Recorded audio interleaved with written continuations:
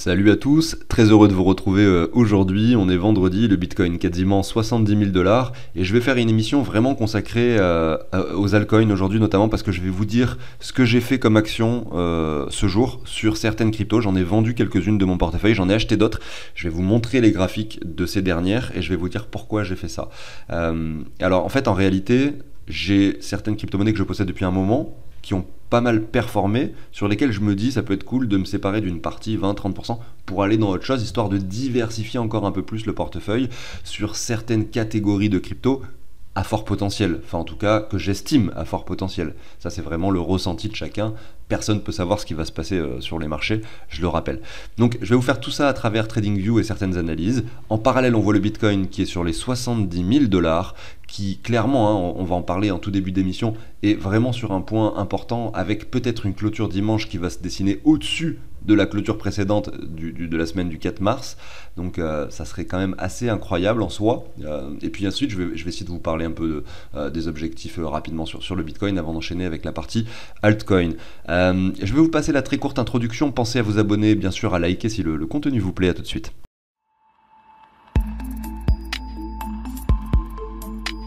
Alors avant de débuter, je vous rappelle que je partage un outil très intéressant, notamment pour ceux qui savent pas trop combien d'argent ils ont, s'ils ont de l'argent réparti sur 5 plateformes différentes, 10 plateformes, ou alors si vous avez 20, 30, 40, 50, 60 cryptos, simplement vous allez pouvoir tout répertorier sur un seul document qui récupère automatiquement les prix des crypto-monnaies qu'il actualise chaque heure. D'ailleurs, je vois que le Binance Coin est en train de péter là, il est à 612 ce matin, ça vaudra peut-être le coup d'en parler un petit peu. Et donc en fait sur cet outil, toi tu vas simplement dire toutes les cryptos que tu possèdes, tu vas les entrer, tu vois je te mets ici l'exemple, je vais mettre, je sais pas, AVAX, voilà, je suis pas très inspiré. Et là, tu as le prix qui s'affiche en dollars, en euros. Toi, tu mets ta crypto, tu auras le prix en dollars, en euros. Ça récupère jusqu'au top 2000 cryptos. Sinon, tu peux rentrer le prix manuellement si tu as une ou deux cryptos qui est supérieure au top 2000. Et derrière, tu vas dire les quantités que tu possèdes sur chacune des plateformes. Binance, Coinbase, Metamask, etc. Et ensuite, ça va te dire simplement combien tu possèdes en tout. Par rapport à ce que tu as investi, tu connaîtras le ROI, tu connaîtras ta répartition stablecoin crypto, ta répartition Bitcoin, altcoin, les graphiques, plein de choses super intéressantes. Et ça va t'aider pour tes déclarations d'impôts. Puisque le plus important pour déclarer ses impôts, c'est de connaître la valeur de son portefeuille au moment de la revente. Et donc dès que tu récupères des euros, hop, tu connais la valeur de ton portefeuille en temps réel et tu vas pouvoir l'inscrire ici. Il y a un petit onglet où tu inscris tout justement la valeur de ton portefeuille, le montant vendu, etc. Et tu connais la plus-value associée à ça et ça, tu n'as plus qu'à remplir la fiche d'impôt. Surtout que moi je te mets toutes les informations nécessaires qui sont demandées dans la feuille d'impôt. Alors ici tu as le site de Crypto Organize dans la description de cette vidéo, tu vas dessous là. Et donc c'est là que tu peux obtenir l'outil justement avec plusieurs types tarifs. Je t'invite à regarder. Et ici tu as une vidéo où j'explique beaucoup mieux l'outil page par page, vraiment son fonctionnement en détail si tu veux en savoir plus avant de passer à l'action. Et pour l'instant, les prix pour obtenir l'outil sont assez bas et ça va augmenter en fonction de la demande. Voilà, plus j'aurai de personnes qui sont intéressées, qui achèteront cet outil, et plus je vais augmenter le prix au fur et à mesure. Parce que moi, en fait, j'ai pas mal de gestion à faire derrière. Je réponds à des mails, je vous aide. Et des fois, il y a des personnes qui connaissent pas forcément super bien le tableur, donc je les aide, je leur explique des fois les choses, etc. Je prends le temps vraiment avec chacun d'entre vous pour essayer de résoudre les problèmes. Donc c'est pour ça que je peux pas avoir trop de clients non plus en parallèle, donc je dois augmenter les prix pour réduire le nombre de personnes qui effectivement achètent l'outil. Bref, je commence avec l'émission du jour et on voit que le Bitcoin donc, est à 69 900. On va essayer de faire assez rapide pour le Bitcoin parce qu'on en parle quand même très régulièrement. Et ce qui est intéressant de voir, c'est que si on clôture dimanche sur les niveaux actuels, on confirme finalement quelque chose au niveau du prix du Bitcoin. Malgré tout, c'est quand même, on va dire, pas forcément certain que ça arrive, puisque les 69 000 dollars, c'est la limite. C'est-à-dire que si on clôture en dessous, on n'aura pas cette confirmation et on pourra très bien enchaîner avec la chute. Maintenant, si on clôture au-dessus, ça sera assez positif pour avoir peut-être encore des bougies vertes les semaines suivantes et peut-être aller chercher les 81 000, j'en sais rien. Ce qui est honnêtement extrême, selon moi, parce que la hausse est déjà exponentielle et très importante. Donc on attend de voir à quel moment un retracement peut se produire. Mais ce qui est quand même assez fou, et je dois le noter sur le graphique hebdomadaire, c'est que même sur le RSI, on fait un nouveau plus haut ici. Donc c'est clair que, de façon logique, sur le graphique hebdomadaire, il n'y a aucun signal de retournement. Sauf que des fois, les retournements sont très puissants, très forts. C'est-à-dire que le signal de retournement, ça peut se faire finalement avec un Bitcoin qui retourne aux 55 000 et qui remonte ensuite aux 64 000 pour nous dessiner un M weekly plus long terme, etc. Et donc des fois en weekly, quand vous avez un vrai signal de retournement, c'est déjà entre guillemets trop tard pour vendre parce que le Bitcoin peut être déjà beaucoup plus bas. Vous voyez, vous avez des signes précoces sur du daily et sur du 4 heures. C'est logique ça, hein, je vous montre le graphique ici. Là, vous avez le graphique hebdomadaire, finalement. Vous voyez que là, vous avez cette bougie qui est très violente et celle-ci qui s'enchaîne direct. Là, on se dit, ah, ça sent mauvais, vous voyez. Donc derrière ça, on monte. À cet endroit-là, il y a une chute, c'est pas pour rien, hein. C'est-à-dire que par la suite, vous avez simplement, regardez, je vous montre, simplement le retour sur les 61,8. Et là, tout le monde avait peur de ça, du M qui se produit directement. Finalement, l'euphorie a continué un petit peu, on allait chercher 69 000, etc. Et puis derrière, le vrai signe de retournement, finalement, là, on avait un plus haut que le précédent. Là, on a dessiné quelque chose qui ne revient pas sur les 61,8, donc c'est assez piégeux. Et vous avez le réel signe de marché baissier qui se déclenche à cet endroit-là. Donc quand on se dit en weekly, regardez, je reprends un peu mon exemple, mais au moment où on s'était dit à l'époque que le Bitcoin était dans un marché baissier en weekly, c'était sur cette bougie-là. Vous voyez, on revient aux 30 000 quand même, alors qu'on était aux 69. Je crois en fait que j'exagère un peu, parce que là finalement c'est quand même du assez long terme. C'est plutôt là ce que je suis en train de vous dire, c'est plutôt valable pour du mensuel, vous voyez. Voilà, on le voit beaucoup mieux ici. On a c'est même pas un M, hein, malheureusement, comme je vous dis, c'était très piégeux, la bougie de marché baissière qui se dessine là sur la cassure de cette trendline. Mais finalement, en weekly, en fait, je vais vous refaire un autre truc un petit peu différent pour que ce soit plus en rapport avec ce qu'on a actuellement sur le marché. C'est ça, c'est que vous avez un sommet ici, un deuxième là, un troisième ici, vous voyez, avec un RSI qui chute pas mal. Là, on commence à s'inquiéter parce que le RSI, regardez en bas, retrace quand même de façon assez conséquente, avec un marché qui fait des nouveaux plus hauts et qui peine à chaque fois. Regardez, il a de moins en moins de puissance sur ces sommets. Et ensuite, eh ben, on a une première confirmation de divergence sur cette cassure. Déjà, donc à cet endroit-là, attendez que j'essaye de... Ah oui, parce qu'en fait, on a déjà la divergence. Sur cette première bougie, on a un premier signal qui nous dit attention, il faut se méfier. Ça n'empêche pas le Bitcoin de faire un plus haut derrière, hein. Sauf que le RSI, il peine à reprendre. Donc on fait un plus haut, voilà, 64 000 et quelques, mais derrière, voilà, ça s'écrase et on a une deuxième confirmation de divergence à cet endroit-là, sur cette bougie-là. Donc vous avez un signal baissier ici très fort sur le RSI. Et derrière, ça manque pas, hein, puisque quelques semaines après, le Bitcoin revient chercher les 30 000, sans forcément avoir de W très propre, sans forcément avoir, vous voyez, des structures très propres. Des fois, ça ne prévient pas, les RSI ils peuvent simplement nous laisser ce signal. Et là, finalement, ce qu'on a ici sur le Bitcoin, ça nous peut-être, alors, je ne dis pas qu'on va faire comme à l'époque, mais parce que c'est pas du tout la même phase de marché en plus. Mais ce qu'on voit, c'est que là, on a le plus haut sur le RSI qui représente cette bougie-là. Donc on voit que là, ça monte, qu'on est peut-être sur une clôture supérieure, mais avec un RSI plus bas. Donc la perte de puissance, elle commence à peine, finalement, en weekly, à se matérialiser. Et elle peut se traduire par quelque chose qui fait ça, peut-être encore une bougie de purge, une poussée, etc., pour ensuite avoir la chute qui se produit. Après, ça peut être différent, on peut avoir une chute très rapide, une poussée très rapide, si on change de phase de marché très rapidement, c'est possible aussi. Mais voilà, c'est ce que je veux simplement vous faire remarquer. C'est que là, le marché s'essouffle légèrement, quand même, depuis 2 semaines, sur le Bitcoin. Et donc, comme je le dis, souvent, les signaux, ils sont un peu plus visibles de façon précoce sur des graphiques, sur des échelles de temps inférieures. Par exemple, ici, sur le daily, on voit que le Bitcoin, regardez, s'essouffle donc déjà depuis un petit moment, puisqu'en fait, regardez, on avait un RSI qui était déjà très très haut ici sur les 50 000. Là, on vient chercher encore un nouveau sommet. Le RSI, il touche son apogée sur cette bougie finalement aux 62 000. Derrière, on voit que le RSI commence réellement à s'essouffler. Et puis ça a pas manqué, hein. On confirme la divergence qui se trouve ici sur... attends, je vais essayer de trouver la bougie, ouais, sur cette bougie-ci grosso modo. Et derrière, eh bien, on va chercher quand même des niveaux bien plus bas, c'est-à-dire on passe des 67 aux 60 000 $ quasiment, avec un RSI qui dégonfle fortement. Et si demain on a un Bitcoin qui fait un nouveau sommet là, encore un ATH on va dire, peut-être que le RSI n'ira pas chercher des niveaux plus haut que ça. En fait, on dessinera sur le daily une divergence un peu plus long terme, etc. On aura vraiment des signaux encore plus intéressants. Donc c'est un peu précoce, comme pour dire qu'effectivement le Bitcoin va chuter dans la semaine qui vient, voilà.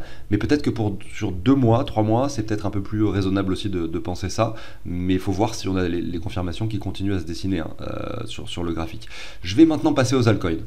Alors on le sait, c'est très dur de vendre des cryptos quand le marché est haussier. Moi j'ai du mal en ce moment à me dire tiens allez, il faut que je récupère des dollars, parce que voilà, on a un Bitcoin sur un ATH, etc.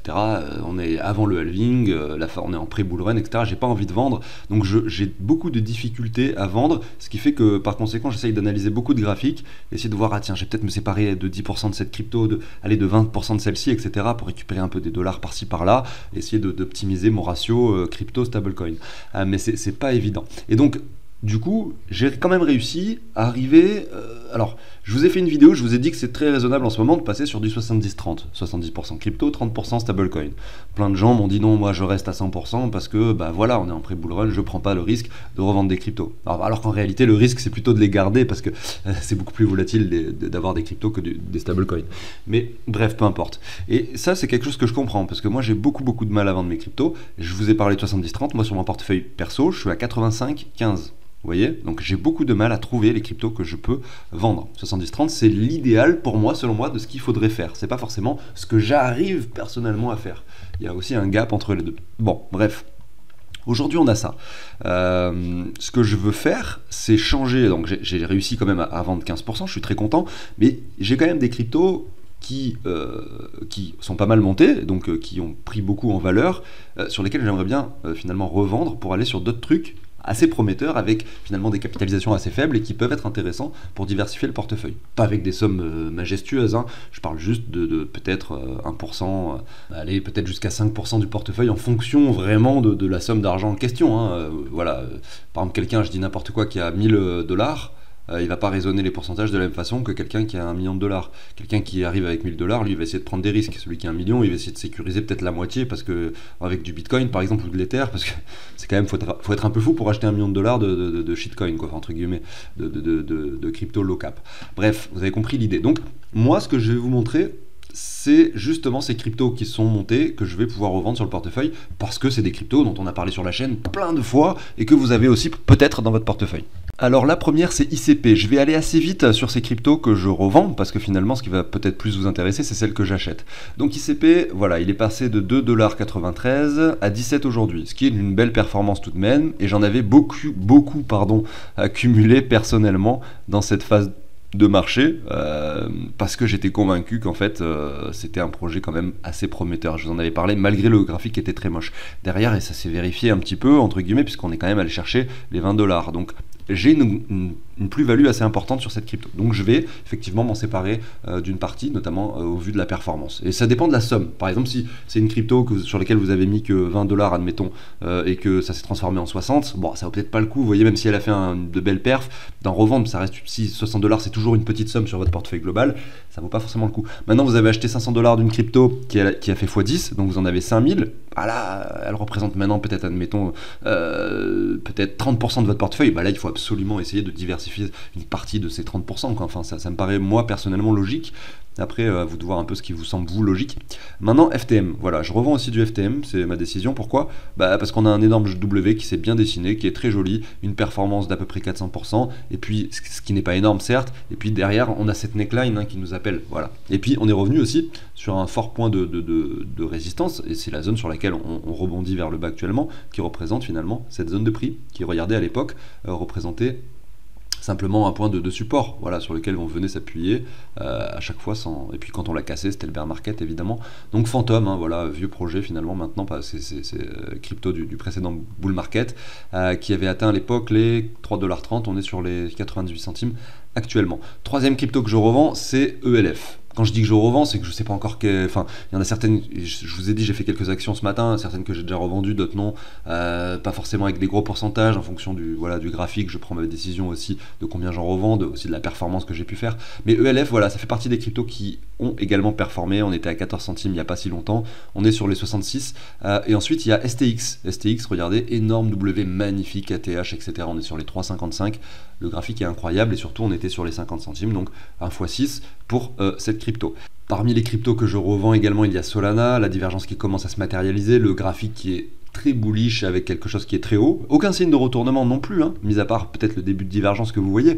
Donc je revends pas tout, mais le Solana, c'est pas l'idée. Il faut le comprendre quelque chose, c'est que quand je vous dis que c'est des cryptos que je revends, c'est petit à petit, toutes les semaines. Si j'ai d'autres idées en tête, bim, j'en récupère, je ponctionne là-dessus pour aller ailleurs, quoi. C'est un peu ça l'idée. C'est ça l'optimisation de portefeuille finalement. Au début, quand on commence à investir avec 1000, 10 000 ou par exemple 2000 €, voilà, ou même 10 000, c'est la première fois qu'on investit, on va acheter des cryptos, voilà, on va pas avec des euros, on va dire tiens, je vais prendre ça comme Bitcoin, je vais prendre ça comme Ether, etc. Donc on se pose pas ce genre de questions. Mais ensuite, quand on a un portefeuille composé de crypto et qu'on en a une qui monte et qui du coup représente beaucoup dans notre portefeuille, elle représentait pas beaucoup avant, mais qu'elle représente beaucoup maintenant du fait de sa poussée extrême plus que les autres cryptos finalement, et ben on se demande si ça peut être cool de la revendre pour d'autres. Enfin, voilà, je répète un peu, je me répète un peu, c'est simplement pour vous expliquer que c'est ce que je fais là, c'est pas forcément, ça convient pas forcément à un mec qui vient d'arriver sur le marché pour investir dans les cryptos. C'est plus quelqu'un qui essaye d'optimiser son portefeuille. Là, le Solana, finalement très haut. Ensuite, on a Rose qui pareil était sur les 4 centimes, on est sur les 13, donc une jolie perf. RLCI Exec aussi, vous voyez, qui a cassé le canal, franchement graphique magnifique. En soi, c'est peut-être pas forcément le meilleur moment de vendre, si on revient sur la neckline, ça continue de pump, tout ça c'est des choses possibles. Moi personnellement, je vais m'en séparer un peu, j'ai une grosse quantité dans le portefeuille en dollars. Maintenant, il y a Avax également, voilà, qui est bien monté et qui s'essouffle fortement, beaucoup plus que le Solana pour le coup, regardez-le sur le RSI, c'est quand même assez intéressant de le voir. On a également CFX. Là, c'est vraiment parce que j'ai réussi à saisir un achat précis dans cette zone. Donc, bon, ça fait pas une grosse perf, un x3, mais j'avais saisi un achat avec quand même peut-être pas mal d'argent, peut-être un peu trop par rapport à ce que j'aurais dû. Et du coup, je me dis que ça peut être bien aussi de changer un peu les choses, mais fort potentiel pour ce projet qui, en fait, est en train de dessiner un nouveau plus haut avec une clôture qui est déjà faite par rapport à la hausse importante du mois de mars 2023. Donc c'est un graphique très difficile à analyser, c'est-à-dire que là on peut très bien continuer à ranger comme ça, vous voyez, c'est très difficile de savoir, enfin on n'a pas de structure, on a à chaque fois des hausses très violentes, des baisses très longues et lentes, des hausses très violentes, pas difficile de prédire ou d'essayer d'imaginer ce qui peut se passer. Et la dernière c'est IMX, et ensuite on va aller voir les cryptos au contraire que je vais pouvoir acheter, que j'ai jamais eu dans le portefeuille et qui vont m'intéresser en ce moment. Donc IMX pareil, voilà, performance, on est passé de 60 à 3 $. On va aller voir maintenant les cryptos qui vont m'intéresser pour un investissement que je n'ai pas dans le portefeuille et qui me font de l'œil entre guillemets. La première c'est Orbs. Orbs 347e au classement, capitalisation boursière 196 millions, voilà. Donc à voir après les tokens émis, l'inflation, etc. Ceux qui me connaissent un peu savent que pour moi c'est pas un facteur, c'est un facteur important, mais pas décisif. Il faut voir le tokenomics, une crypto qui a une inflation à prévoir très importante. Je le vois beaucoup dans les commentaires des gens qui me disaient oui mais pourquoi tu parles de cette crypto, l'inflation elle est encore énorme. En fait ça dépend du tokenomics, c'est-à-dire que ça dépend comment c'est distribué, sur combien d'années, comment est-ce que ça va s'intégrer dans le marché, est-ce que c'est des récompenses, est-ce que c'est du vesting, est-ce que voilà, il y a plein de facteurs, bref. Donc cette crypto, Orbs, elle vaut 4 centimes. Moi, je suis allé voir un peu les réseaux, par exemple Twitter, ça c'est le premier truc que je regarde. Là, c'est des cryptos à faible capitalisation, mais ici on voit 205 000 followers, ce qui est assez important. Au niveau du contrat, on est sur pas mal de blockchain, donc on est multi-chain. C'est une plateforme qui permet de faire des smart contracts, qui se dit Layer 3, d'après CoinGecko, après à vérifier un peu les données. Alors, j'ai pas étudié vraiment à fond tous ces projets-là, simplement que j'ai regardé à la fois la communauté, le projet, et aussi l'historique du prix et le graphique finalement. C'est ça en fait moi que je fais aussi en parallèle. Je me concentre très rapidement sur le fondamental pour ensuite aller voir les graphiques. Une crypto qui a un super fondamental mais un graphique très haussier ne m'intéresse absolument pas. C'est ça aussi qu'il faut comprendre. Donc Orbs par rapport au dollar, voilà le graphique. Donc on voit qu'on est en train de construire. On est en train de construire depuis le mois de décembre 2022. Et c'est très joli. C'est très joli, très propre. Et ici, on voit qu'on est en train, pourquoi pas, d'enfin enclencher quelque chose d'haussier. C'est un risque important, bien évidemment, mais ça ne fait pas partie des cryptos qui ont déjà cassé tous les niveaux et qui méritent effectivement... qui ne méritent pas d'investissement. Je vous montre par exemple le narratif en ce moment de l'intelligence artificielle et du RWA, c'est-à-dire Real World Asset. Alors surtout Real World Asset, j'ai regardé tout à l'heure. On voit que c'est quand même des tokens qui ont déjà énormément pump. Est-ce que ça veut dire que c'est trop tard? Pas forcément. Mais moi, j'achète pas ça, vous voyez. Ocean, par exemple, j'en ai dans le portefeuille, je suis très content de voir ça. On en a parlé d'ailleurs on en parle depuis très longtemps. Pour le coup, ce projet, c'est pour ça que j'y pense. Il y en a d'autres, effectivement, pour lesquels j'ai jamais communiqué et qui ont également performé. Évidemment, pour le coup, je me rappelle même pas des noms. Mais voilà, ici, Ocean, il est bien vertical quand même. Donc, j'ai pas envie d'acheter ça, même si, là, on peut encore faire un x2, sans problème.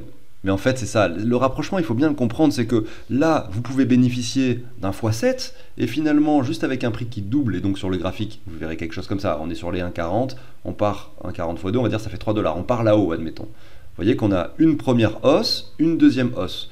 Sur cette première hausse, qui est similaire en termes d'écart de prix, là, on a 1,50 $ d'écart, grosso modo, parce qu'on était sur les 12 centimes, on est passé à 1,50 $, donc on a 1,40 $ d'écart. Là, on a également 1,40 $ d'écart, vous voyez, donc pareil. Sauf que là, vous faites 1 x 7, alors que là, vous faites 1 x 2. Sur ce x7, il faut comprendre que votre risque est assez faible, parce que vous êtes sur un marché qui se stabilise, qui dessine un RSI qui se reprend, avec des volumes qui se reprennent, etc. Donc le risque, il est assez faible, vous avez un bon investissement à faire. Par contre, achetez Ocean maintenant, pour espérer seulement un x2 et en risquant de se prendre une division par 4-5 par rapport à ce qu'on a, l'argent qu'on met, finalement ça vaut beaucoup moins le coup. Vous voyez, c'est ça le rapprochement. Donc oui, on peut encore faire x2 sur Ocean, oui. Mais non, ça vaut pas forcément le coup pour investir maintenant. Je continue avec la deuxième crypto qui va m'intéresser pour diversifier. Il s'agit de Myria. Voilà. Myria, je l'ai trouvé dans quoi déjà? Ça, je ne me rappelle plus. On peut le voir ici, je pense. Ouais, c'est dans les plateformes de jeu. Voilà, c'est une plateforme de jeu. Le classement, c'est 368e, capitalisation 182 millions. Donc le potentiel est quand même assez important. Et pour le coup, eh ben, celle-ci, graphiquement parlant, elle n'a pas beaucoup d'historique. C'est une crypto assez récente. Par contre, ce qui m'a intéressé principalement, pour le coup, c'était le fondamental, entre guillemets, en tout cas de voir que la communauté était assez importante. On est sur du 242 000 followers pour un projet beaucoup plus petit que finalement Orbs. Je ne sais plus quel classement il avait, mais il était plus élevé en classement. Là, on a une communauté plus importante avec une crypto moins capitalisée. Et je suis allé voir le site. C'est ça aussi l'autre facteur qui m'a interpellé. C'est ce que je fais aussi. Parce que quand une crypto n'a pas beaucoup d'historique, le graphique, il va être moins pertinent. Donc c'est pour ça qu'il faut, en général, aller voir aussi qui a investi dans ce projet, le site, finalement voir de quoi il s'agit précisément. Là, ça ressemble beaucoup à Gala Games, mais avec des jeux un petit peu différents. Vous voyez, vous pouvez créer un nœud de réseau, etc. En tout cas, ça semble finalement, ça semble être quelque chose d'assez similaire à Gala Games. Mais voilà, en tout cas, le site est très bien fait, on peut connecter son wallet, etc. Tout a l'air quand même assez clean, j'ai essayé de connecter mon wallet, ça a bien fonctionné. Donc pas de souci par rapport à tout ça. Et au niveau du graphique, eh ben, on a quand même un x10, il faut le noter. Mais par rapport au lancement, vous voyez qu'on a eu une grosse phase baissière aux alentours du mois de mai 2023, et c'était le bear market, et derrière le x10. Donc oui, il y a un x10. Malgré tout, c'est vrai que ça m'intéresse quand même parce que ça fait partie des cryptos assez récentes sur lesquelles on n'a pas beaucoup d'historique graphique et surtout avec une communauté assez importante et capitalisée assez faiblement, vous voyez, tout en ayant un site quand même bien fait. C'est pas forcément toujours le cas hein, sur les cryptos de ce gabarit. On va regarder la troisième crypto. Alors j'étais allé aussi sur les RWA et tout ça, mais il y a beaucoup de cryptos qui ont performé. Et c'est trop pour moi, je trouve, sur le Real World Asset. Il y a même une crypto qui n'a rien à voir avec le RWA, mais qui s'appelle RWA et qui a pris encore 126% ces dernières 24 heures. Franchement, c'est n'importe quoi. Donc il y a vraiment un engouement derrière ça aussi. Donc je vais pas forcément aller me jeter dedans non plus, dans la gueule du loup, entre guillemets. Donc là, je vous montre Portal. C'est également une crypto de GameFi, hein, de jeux vidéo. Là, vous avez un contrat sur Ether également. Je vous ai pas dit, hein, mais la plupart, elles s'achètent principalement sur... Alors celle-là, Binance pour Portal, pour le coup, parce qu'elle est un peu plus capitalisée. Vous voyez, on est à 243e, mais les deux autres que je vous ai montré avant, c'était sur BitGet, plutôt. Voilà. Donc on va aller voir un peu le site internet. Franchement, ils m'ont assez teasé avec leur petite vidéo de départ, etc. Et puis avec également le nombre de followers. Vous allez voir, je vais vous montrer ça. Bon, on est plus capitalisé quand même, mais regardez, c'est énorme. Hein. On est sur 402 000 followers sur Twitter. C'est juste énorme, même pour ce genre de capitalisation. Alors je m'en suis aperçu après avoir fait mes recherches, mais en fait c'est une crypto du launch pool Binance. Du coup en fait j'en ai même obtenu un petit peu il y a quelques temps. Et en fait elle est assez récente du coup en termes de graphique. Forcément il y a eu le listing Binance et donc vous avez un truc comme ça haussier avec une touchette aux 4 $, une stabilisation aux 2 $. Donc le graphique il va pas nous donner d'informations, il va pas nous dire oui il faut investir ou pas sur le projet. Donc pour le coup la seule chose qui peut vous faire choisir cette crypto ou non, ça va être ça, la communauté, le site, un petit peu finalement les réseaux sociaux, qu'est-ce qu'ils racontent dessus, comment est-ce que c'est fait, qu'est-ce qu'ils prévoient, le tokenomics, etc. J'ai regardé un petit peu tout ça et ça m'intéresse. Donc finalement, moi les launchpads sur lesquels je participe sur Binance en général, je touche l'argent de mes launchpads, je revends la moitié, je garde l'autre moitié. Mais je m'intéresse pas forcément à tous les projets qui sont lancés sur Binance parce qu'il y en a beaucoup et j'ai pas forcément le temps. Celui-ci, je suis tombé dessus par hasard ailleurs que sur Binance finalement et je retombe dessus et je me rends compte que c'est un truc de launchpad Binance. Par conséquent, je vais pouvoir investir aussi dessus. En tout cas, j'ai décidé de faire ce choix. Je vous en montre une petite dernière. Il s'agit de Teru. True. Alors elle est où? Elle est ici. TrueFi. Alors là, c'est une plateforme sur laquelle vous pouvez gagner des récompenses sur des stablecoins, me semble-t-il. Au niveau de la blockchain, c'est sur la blockchain d'Ether. Au niveau du site, ça ressemble à ça, je vais vous montrer, sur Twitter aussi. C'est assez bien fait, vraiment j'ai essayé d'un petit peu d'aller sur le système, vous voyez vous avez ces trucs là, c'est plutôt bien fait, vous avez des récompenses assez intéressantes sur les stablecoins en décentralisé, donc voilà, c'est plutôt pas mal, et sur Twitter on peut observer 83 000 followers, ce qui est assez faible en soi, mais la crypto est quand même aussi faiblement capitalisée, et ce qui m'a aussi interpellé là pour le coup cette fois-ci c'est le graphique, pour le coup, sans le graphique je pense pas que j'aurais choisi cette crypto, on va aller voir, TrueFi. Voilà, le graphique est quand même assez joli puisqu'il dessine. Alors, c'était pas ça ce que j'avais moi. J'avais dû aller sur. Vous l'avez sur Binance d'ailleurs, cette crypto aussi également. Ce qui est gage aussi de qualité en soi. Vous avez un énorme W qui s'est formé avec un double bottom très propre qu'on est peut-être en train de confirmer. Et derrière, l'achat pertinent serait le retour sur cette ligne aux alentours des 12 centimes. Sachant qu'on est sur les 16 aujourd'hui, peut-être pour jouer sur une continuation haussière, voire un petit peu plus bas ici, aux alentours de la ZR entre les 9 et les 6 centimes. Mais c'est faiblement capitalisé et donc le risque est important et le potentiel de gain est également hyper important sur ce projet. J'arrive sur la fin de cette émission, j'espère que ça vous a plu, si c'est le cas pensez à vous abonner, à liker, je vous souhaite un très bon week-end, je vous dis à très bientôt sur la chaîne, ciao tout le monde.